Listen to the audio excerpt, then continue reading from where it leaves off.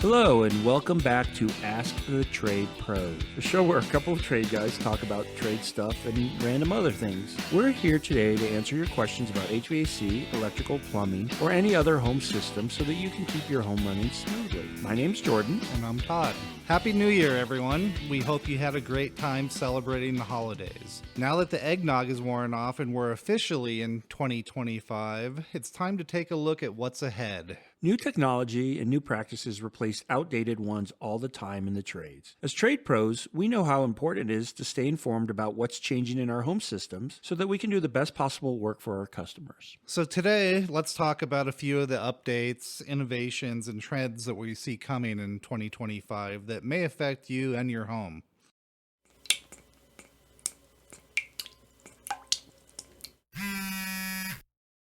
The most prevalent new technology that we have here in 2025 is the new refrigerants that we now have to use in our air conditioning systems. This is probably the biggest change everyone is going to see. Obviously, we had a price increase with this new equipment. There's also new installation techniques and a lot of other new issues that arise changing to this new refrigerant. We've discussed this a little bit in a previous episode, but we'll reiterate it. The new refrigerant is slightly flammable, so it has to be handled and treated in a different way. This normally doesn't affect the residential customer all that much, except for a few safety devices that are installed in the system. It does affect the transportation and storage of the new refrigerant a lot, though, because in its liquid form is when it's most flammable. You mentioned different techniques regarding installation, so let's touch base a little bit on those different techniques. So with the A2L classification, What's A2L, Todd? I don't know, automatic transmission. It's just a federal designation as a flammable system. That's the A2 designation. The L was specially created for these new refrigerants because they are so slightly flammable that they're very much below the original A2 designation that they created a new special light designation. That's what the L is for. It's low flammability in the A2 designation. And that's why we have Jordan on the show as well, because he can answer all those scientific questions.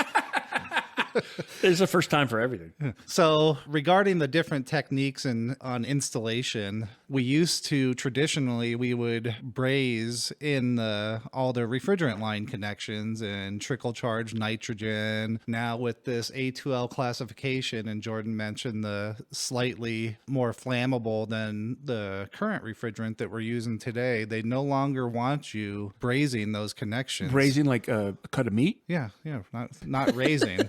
Brazing, soldering. My oven has a braze feature, doesn't it? Acetylene and oxygen. So It's essentially a torch. Yeah. With that being said, they want the connections now to be press fitting. So there's not going to be any swedged or what the flared or open end fittings that you could slide in and braze or torch, as Jordan says. It's all going to be pressed with a tool to limit exposure to flames.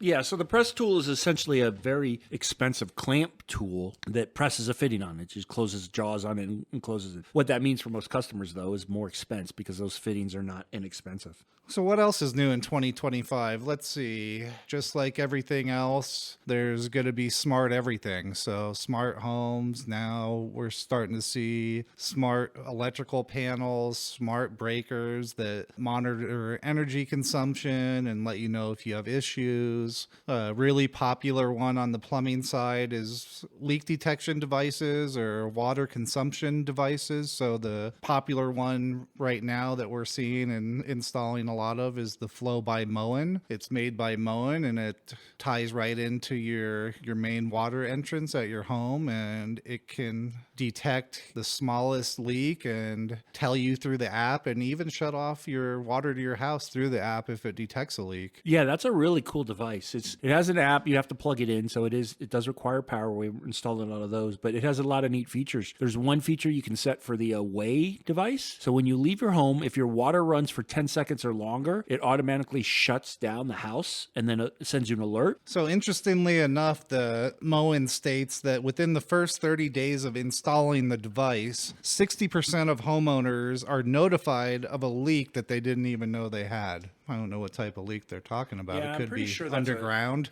Or it's, that kid that left the shower on with his parents, which is still important, but we don't see it a lot in actual leaks in the piping. But yeah, maybe a dripping faucet, something of that nature. Yeah, bad toilet flapper or something like that. But it does send notifications and tells you what the possibility is of what may be leaking as well, just based off of water consumption. It knows if it's a faucet, if it's a shower, if it's a toilet, tub, etc. Very good device. Yeah, you can also use it to keep your kids in line if they take too long of showers. You can shut it off remotely with your phone.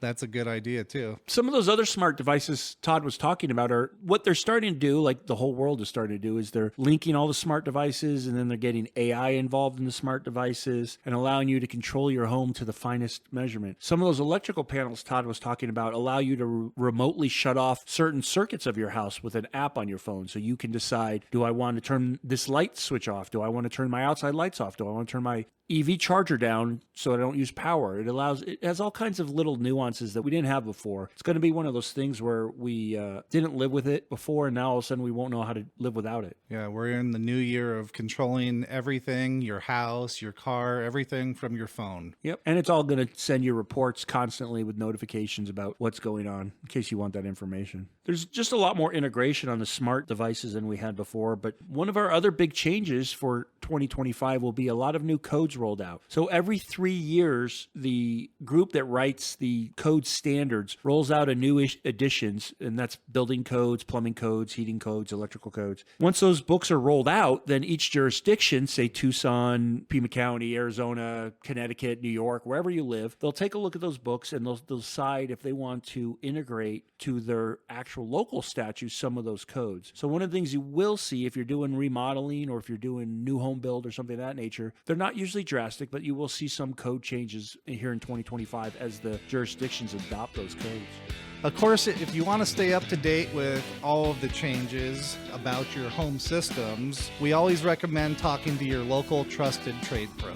Thank you again, as always, for joining us today. We release new episodes every other Tuesday, so if you like this one, then subscribe for more trade pro advice. And if you have a question, we can help. Leave us a voicemail or send us an email, and we may feature your question on a future episode. That information is in the show notes. And as always, this podcast is made possible by our sponsors, Dunright Services.